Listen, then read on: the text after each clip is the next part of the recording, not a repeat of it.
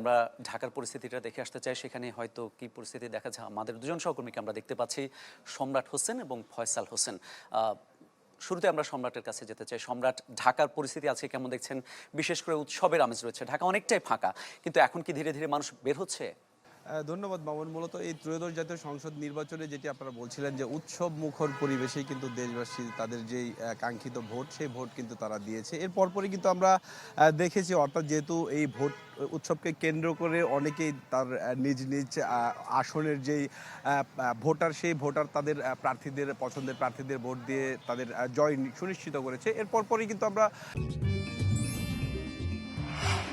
আমা authentic Brazilian coffee দেখেছি, অর্থাৎ গতকাল জাতীয় নির্বাচন অনুষ্ঠিত হলো, এর পরপর ভোট গণনা, এর পরপর রাজধানী জুড়ে, অর্থাৎ আজকে সকাল থেকে আমরা দেখছিলাম যে মানুষের মাঝে কিন্তু এক ধরনের উৎসব কাজ করছে। কেননা এখন সরকারি ছুটি যেহেতু চলছে, আজকে শুক্রবার, আজকেও ছুটির দিন, সেই ছুটির আমেজকে কেন্দ্র করে কিন্তু রাজধানীবাসী অনেকটাই ফাঁকা রাস্তায় বের হয়েছেন তাদের প্রিয়জন নিয়ে।